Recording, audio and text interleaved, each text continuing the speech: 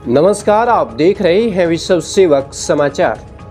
जोधपुर जिले की पंचायत समिति आऊ के अंतर्गत आने वाली ग्राम पंचायत बरसिंगो का वास सरपंच श्रीमती सुरजी देवी, जिनके सरपंच प्रतिनिधि श्रीमान सुमेरा राम से विश्व सेवक समाचार टीम ने ग्राम पंचायत से संबंधित खास मुलाकात की। तो आइए जानते हैं शिवलाल खींची के साथ सरपंच प्रतिनिधि एवं समाज सेवी श्रीमान सुमेरा राम के अपनी ग्राम पंचायत के प्रति विचारों को। नमस्कार, मैं शिवलाल खींची, विश्व सेवक समाचार।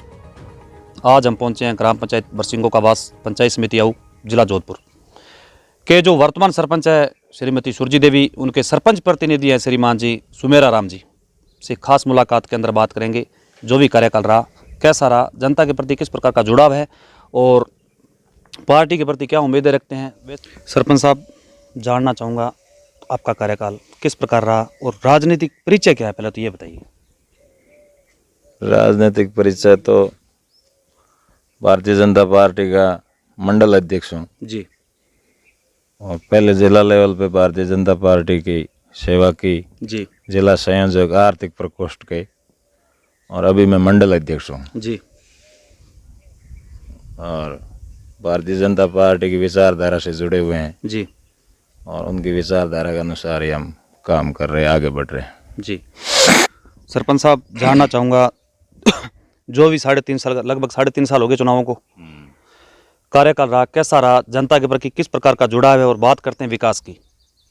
मेन मुद्दा है यहाँ का, जैसे हमने भी सर्वे किया पानी का, कहते हैं जल है तो जीवन है।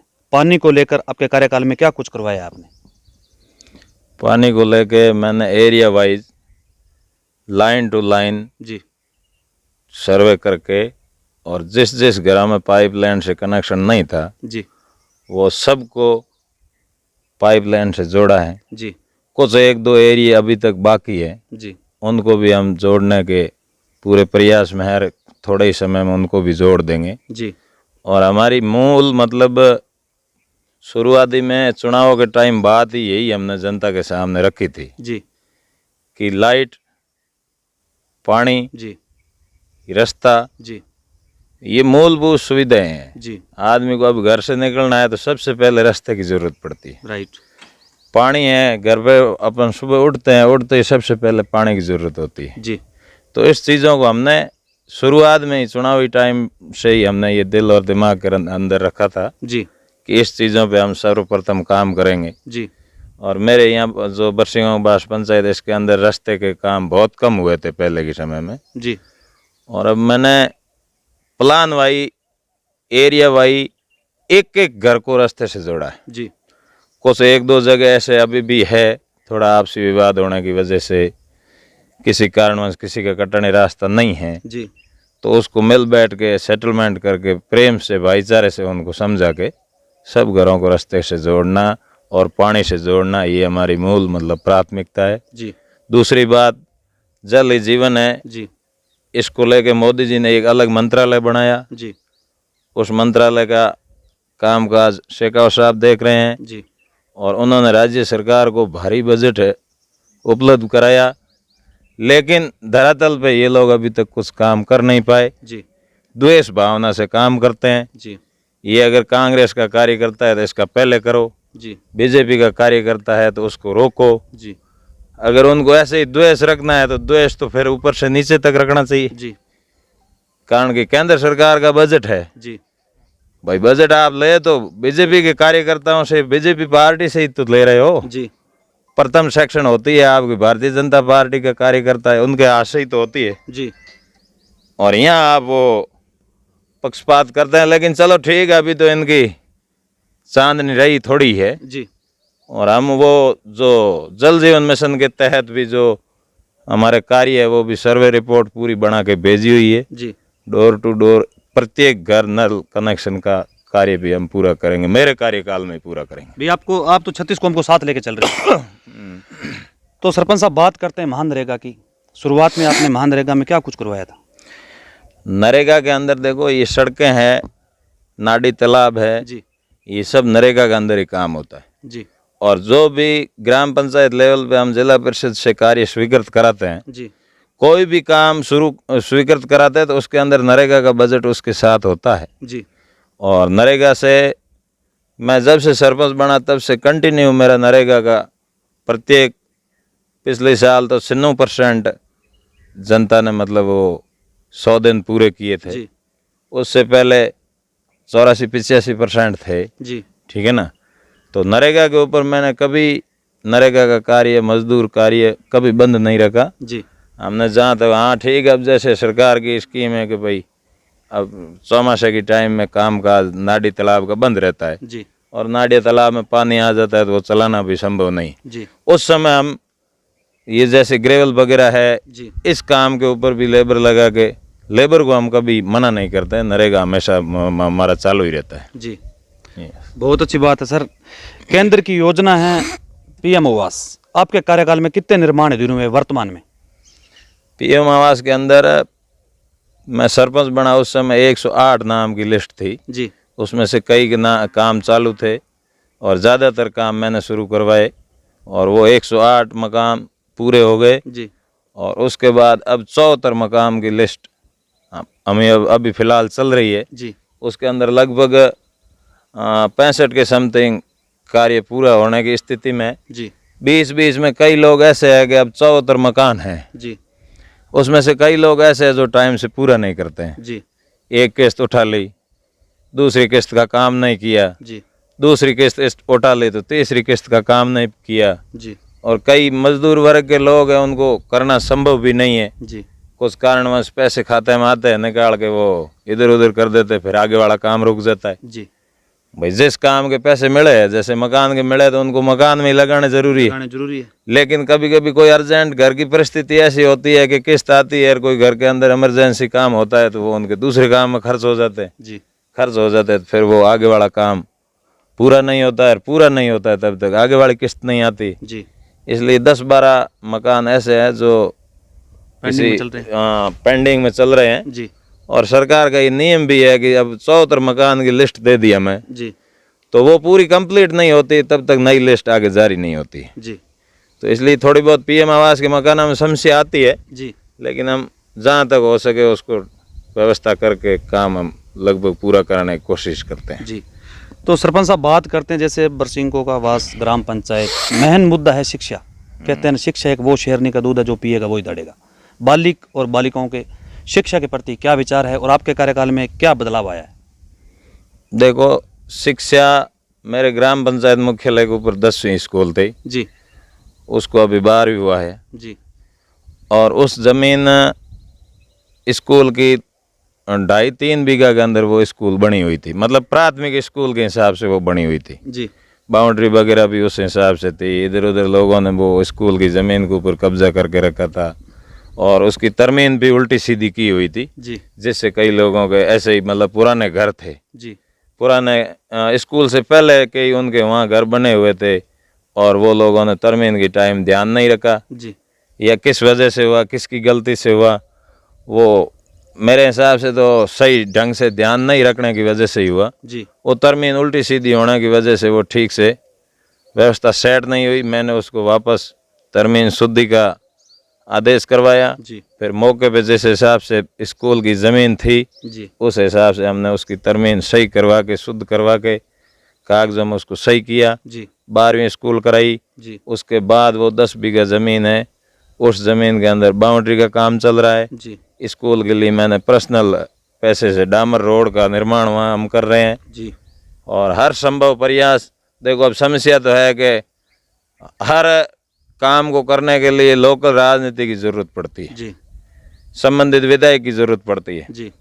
हमारे विधायक महोदय जी ऐसे हैं कि बरसिंगो बास का नाम लेते ही उनके वो उल्टी सीधी गिनती शुरू हो जाती है। जी।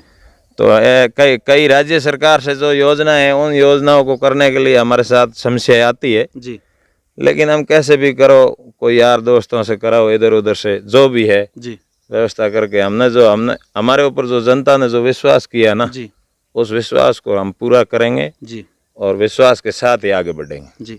तो सर, सीएम साहब ने, मुख्यमंत्री अशोक गहलोत जी ने योजनाएं लागू की थी, महंगाई राहत कैंप, क्या वो योजनाएं धरातल पे लागू हुई है? 4.5 साल पहले क्यों नहीं की, अभी क्यों लागू की है? क्यों? ऊपर से चुनाव भी है, क्या कारण है? देखो, महंगाई राहत कैंप, ये तो एक कैंप नहीं था जी इस कैंप के अंदर किसी का भला नहीं हुआ जी उल्टा इन्होंने महंगाई राहत कैंप का तो नाम रखा है जी बाकी इनकी आपस की लड़ाई की वजह से ये धरातल के ऊपर जनता से इतने टूट गए जी जिसको लेके इनकी स्थिति ऐसी बन गई कि अब अपन अगर अपनी पार्टी की मीटिंग करके अगर मीटिंग भी रखेंगे ना जी तो अपनी मीटिंग है वो सक्सेसफुल नहीं होगी जी इसलिए इन्होंने ये एक पोपरगंडा बनाया जी महंगाई राहत कैंप के नाम से जी जिससे लोगों का भीड़ भड़ाका हो भाई अब जनता को कोई कहेगा आपका ये काम हो रहा है आपका गारंटी कार्ड बन रहा है आपका रोडवेज का ये हो रहा है आपका ये लाइट बिल फ्री हो रहा है जी जब अब ये बात हो रही है मेरे गांव के अंदर अगर कैंप लगता है जी तो वहाँ तो लोग आएंगे आएंगे और अगर ऐसा कह दे कि पार्टी की मीटिंग है तो वहाँ लोग नहीं आएंगे जी तो इन्होंने महंगाई राहत कैंप के नाम से जनता को दिया नहीं उल्टा जनता से छीना है जी कारण कि महंगाई राहत कैंप आप कर रहे हो उसके ऊपर लाखों रुपए खर्च कर रहे हो अधिकारियों का टीए भत्ता जी दुनिया भर का अरबों रुपए आपने यहाँ इस अपने खुद के प्रचार के लिए खत्म कर दिए जी जबकि जनता को 1% ही उसका फायदा नहीं है जी क्या फायदा है अभी आपको यहाँ आए मेरे घर आए इतने टाइम हो गए लाइट नहीं है जी ये फसलें देखो कैसे जल गई पूरी पूरी जली पड़ी है देखो इधर की साइड हाँ बर्बाद हो गई फसलें यहाँ की पूरी फसलें बर्बाद हो गई जी और लाइट का कनेक्शन है ना जी नया कनेक्शन अपन लेते हैं ना तो भी उसकी अप्लाई के बाद 10 15 20 दिन के अंदर कनेक्शन मिल जाता था जी बीजेपी के राज के अंदर अब एक ट्रांसमीटर जल जाता है ना जी वो 20-20 दिन नहीं मिलता है जी अब आप ही बताओ आप भी किसान के बेटे हो आपको ही पता है आप अपन सब किसान के बेटे खेती करके खाने वाले जी आप मुझे बताओ कि लाइट की अगर 6 घंटे लाइट देते हैं और उसके अंदर 5 घंटा ही लाइट आती है ना जी तो भी उस दिन उस किसान का जी है वो जलता है और उसको नींद नहीं आती कि आज 1 घंटा लाइट कम आई राइट बात है और अगर ट्रांसमीटर जल जाए जी और 20-20 दिन तक ट्रांसमीटर नहीं मिले जी तो फिर वो तो वहां तो फिर ट्रांसमीटर वापस लगाने की जरूरत ही नहीं जरूरत ही नहीं है वो तो फिर फ्री क्या है जी ये तो एक लॉलीपॉप है लॉलीपॉप है और प्रत्येक विभाग ऐसा कोई विभाग नहीं है जी जिसके कर्मचारी हड़ताल पे नहीं है जी अब एक तरफ तो ऊपर से ये इस हिसाब से लाइट की मारा मारी वोल्टेज है पंखा चलता है ना जी पंखे का वोल्टेज ऊंचा नीचा होता है एक बार पंखा तेज एक बार पंखा धीरे जी तो अभी ट्यूबवेलों की मोटर 1000 फुट गहरा पानी है पानी लोगों की मोटर ट्यूबवेल चालू कर लाइट आई ट्यूबवेल चालू करते ही 10-15 मिनट के अंदर मोटर जल जाती है जी आज ये जो मोटर रिपेयरिंग वाले की दुकान पे आप जाके देखना जी वहाँ भीड़ मची पड़ी है मोटर ठीक करने के लिए वहाँ लाइन पे खड़ा रहना पड़ता है जी मतलब यही है कि वोल्टेज की समस्या किसान परेशान है और धरती पुत्र भी अगर जो अन्नदाता है वो भी परेशान है ना जी तो अन्नदाता की तो वो आपको पता है बूढ़िया कहता ना राड़ ही पूरी घनी है जी और अब ये देखो कई लोग यहाँ मेरे पास भी बैठे हैं जी इन्होंने अभी भी आपके साथ पहले भी बात की थी कि यार बारिश नहीं है जी लाइट बिल्कुल ही नहीं है जी तो ये हकीकत बात है जी और अब मेरी बात सुनो ये कह रहे हम फ्री कर रहे हैं वो क्या फ्री किया मुझे बताओ जी अब कल या परसों एक इन्होंने राज्य सरकार ने आदेश निकाला है जी कि उद्योग की लाइटें बंद रखेंगे जी अब अगर आप उद्योग की लाइटें बंद रखोगे जी उद्योग से ही तो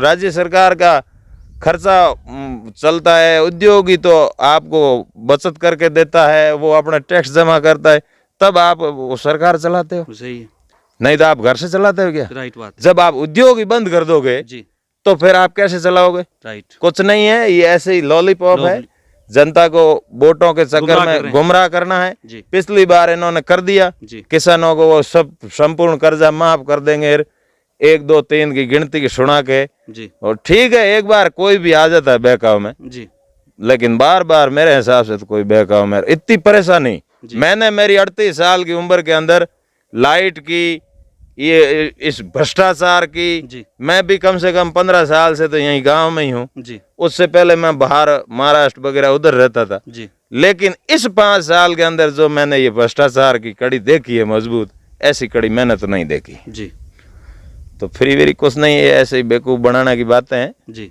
बाकी आप और भी जनता से पूछ लेना आपको पता चल जाएगा तो सरपंच साहब बात करते हैं जैसे बरसिंगों का बास युवा पीढ़ी आज देखा जाए नशे की ओर अग्रसित हो रही है नशा रोकने के लिए अपनी पंचायत या देशवासियों को किस प्रकार का संदेश देना चाहते हो देखो नशा तो कोई भी हो गलत है जी मैं कई बार देखता हूँ छोटे मोटे नशे की वजह से अपने घर परिवार के अंदर लड़ाई झगड़ा हो जाता है। जी उनको हम अच्छी तरह से समझाते हैं, कई बार उनको मतलब जोर जवाब दे के भी उनको समझाते हैं कि भाई आप ऐसा नशा क्यों करते हो, जी जिस नशे की वजह से आपका परिवार परेशान है, आपके बच्चे परेशान, ठीक है ना। जी लेकिन अब कई लोगों को देखो नशे की आदत पड़ गई, जी वो अचानक तो अपन उसके ऊपर कैसे कर सकते हैं, लेकिन धीरे धीरे जी बदलाव करेंगे और बदलाव होगा भी। जी तो नशे वाला तो मामला फिलहाल ज्यादा छिड़ा हुआ है। जी और भी आप तो नशे के खिलाफ हो। हाँ, यहाँ खिलाफ तो नशे करने से जो सब मामला गड़बड़ होता है। राइट, घर के घर बर्बाद हो घर जाते के हैं। घर बर्बाद हो जाते हैं। जी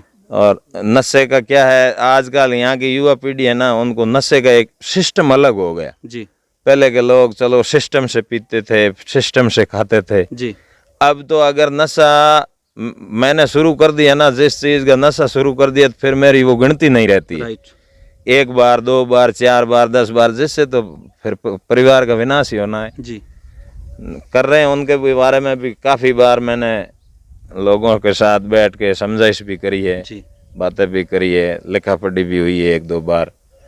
देखो अब कोशिश तो करेंगे, लेकिन धीरे धीरे होगा ये भी। यहाँ थोड़ा अब नशे का थोड़ा ज्यादा ही प्रचलन अपने ग्रामीण एरिया में हो गया है, जी। वो धीरे धीरे होगा। तो सरपंच साहब, 36 कौम ने मिलके आपको इस पद पे बिठाया था। कहते हैं ना, रक्षाबंधन आ रही है, एक रक्षाबंधन कहते हैं भाई बहन का बहुत बड़ा प्यार और त्यौहार है। क्या संदेश देना चाहते हो? देखो 36 कौम का हमेशा मतलब राजनीति किसी को करनी है ना, जी तो 36 कौम का ही साथ चलता है। जी हाँ ठीक है, कोई जगह ऐसी है जिसमें एक तरफे एक जाति के वोट हो सकते हैं, जी लेकिन उसका परिणाम गलत निकलता है। राइट, हमारे यहाँ 1-2 कई कांग्रेसी नेता हुए थे जी जिन्होंने जातीय समीकरण, लोगों को एक तरफ जाति के हिसाब से बांटना, एक दूसरे का द्वेष पैदा करना।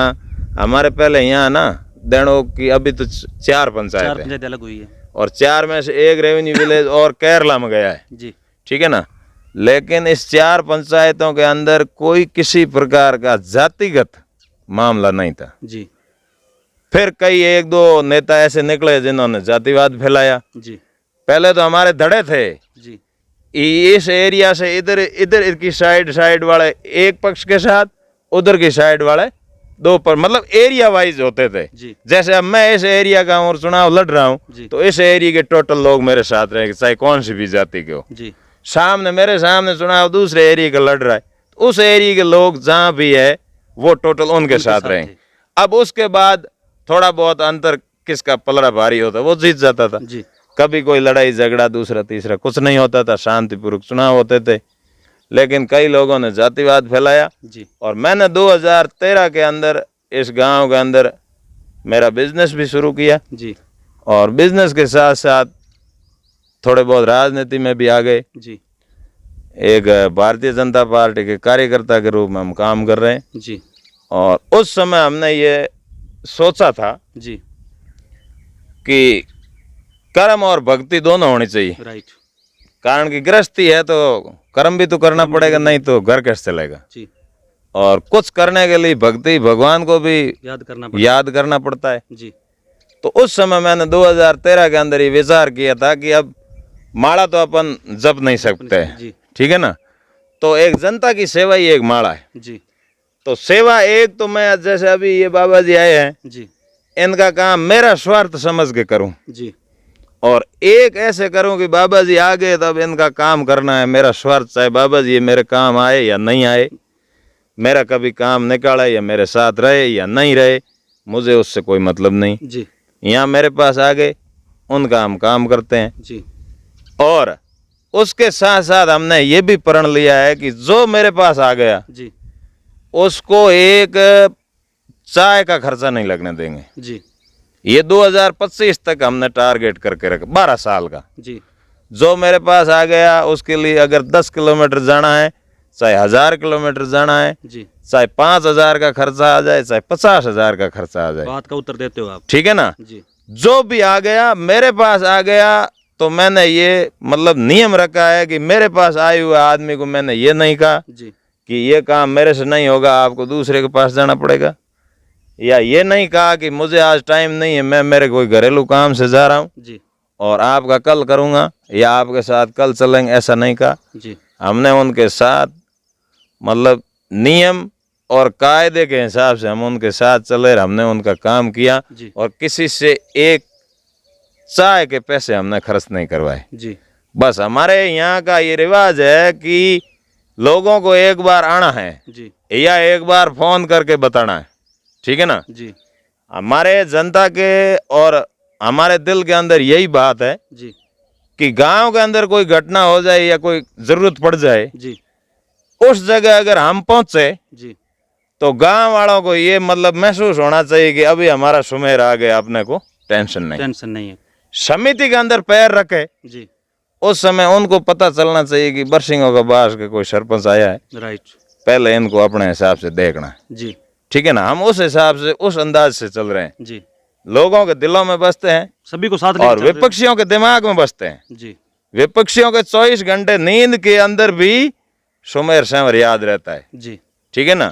तो उस अंदाज से चलते, कभी गरीब को हमने तंग नहीं किया। जी और कितना ही कोई बड़ा नेता है जी और उसने अगर आनाकानी की, गरीब के साथ अन्याय या हमारे साथ अन्याय की सोची, जी तो हमने कभी उनके सामने जाके सिर नहीं झुकाया। जी हम हमारे स्वाभिमान से जीते हैं, स्वाभिमान की राजनीति करते हैं, स्वाभिमान से जनता का काम करते हैं। जी ये थे हमारे साथ सरपंच प्रतिनिधि बरसिंगो का वास सुमेरा राम जी। इन्होंने हमें कीमती समय निकाल के टाइम दिया। बहुत बहुत धन्यवाद सर आपका। धन्यवाद सर आपका भी।